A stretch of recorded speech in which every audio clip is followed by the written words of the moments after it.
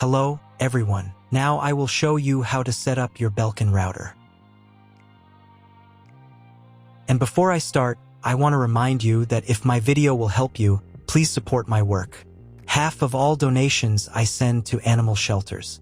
All details are in the description down below. The first step is turning on the router. Plug the power adapter into the router. Connect one end to an outlet and the other end to the router.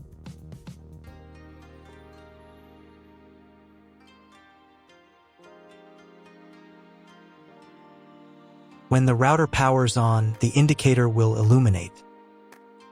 It may take a few minutes for it to completely turn on.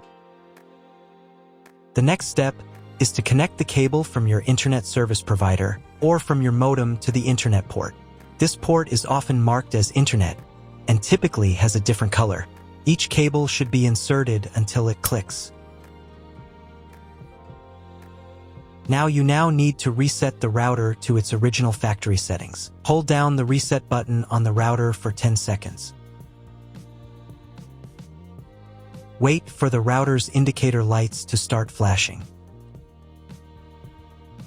Occasionally, this button can be found inside the router casing to avoid accidental presses. In this case, use a thin object to press it down.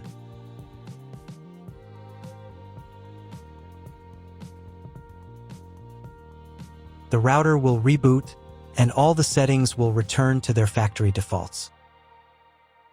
Plug one end of the Ethernet cable from the router into a LAN port.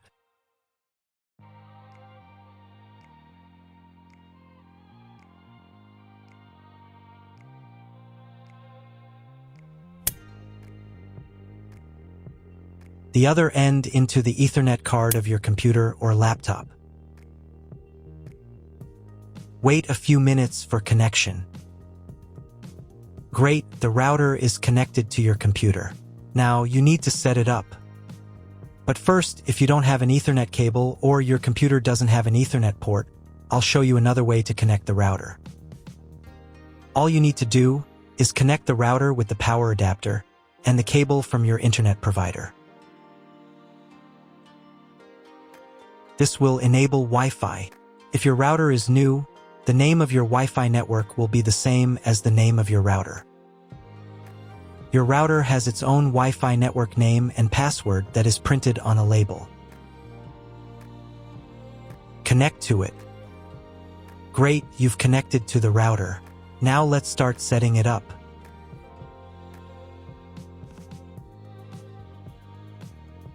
First, open your web browser and visit the URL you see on the screen.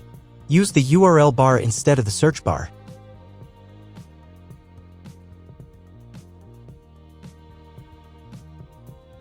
At the very beginning, you will see a form to enter the password. Usually, it is admin or leave the field empty. If these credentials are wrong, then find label on your router. The credentials are often printed on the bottom of the device.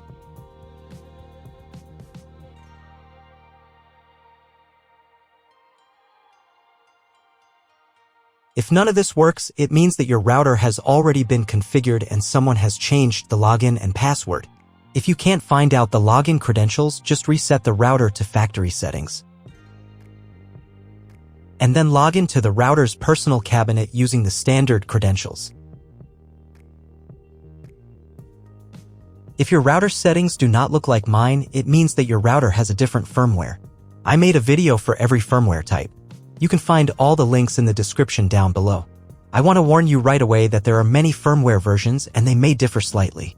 But don't worry, you will succeed. Just watch the video and follow the instructions.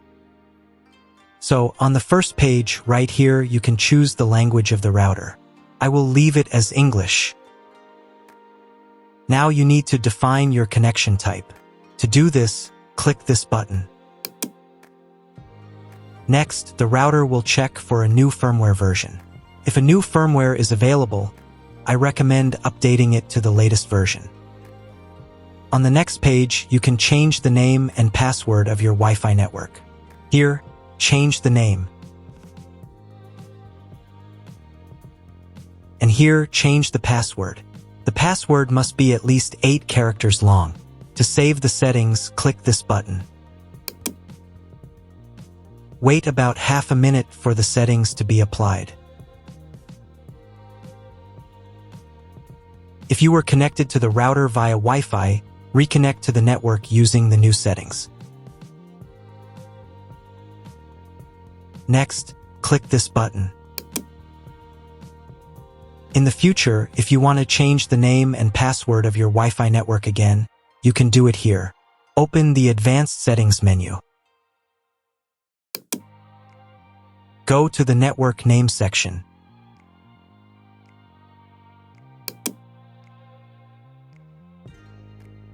In this field, you can change the name. Then don't forget to save the settings.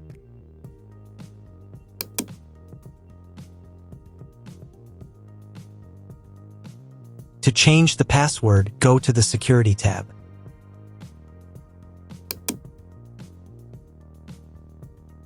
And in this field, change the password. Again, don't forget to save the settings. Now let's set a password for logging into the router's admin panel. To do this, go back to the main menu by clicking here. Go to Advanced Settings. Open the System Settings section.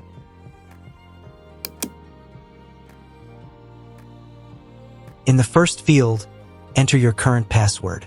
If there was no password set at the beginning of the setup, just leave this field empty. In the second and third fields, enter your new password.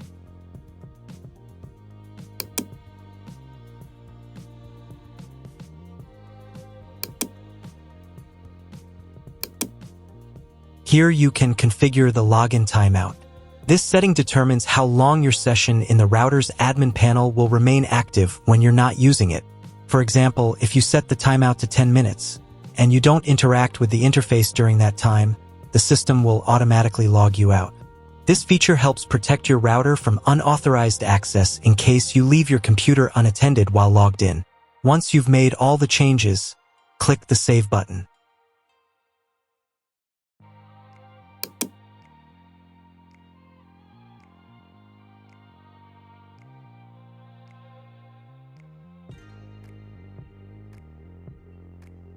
Now check if the internet is working.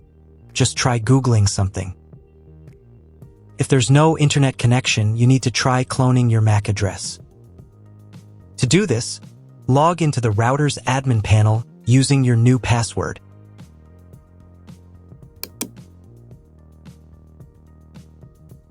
Go to Advanced Settings. Open the MAC address menu. Click the Clone button. To save the settings, click the Save button. Wait 1 minute for all the settings to be applied. Now you need to reboot the router.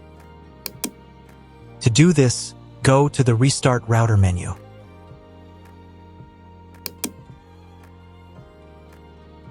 And click the Restart Router button.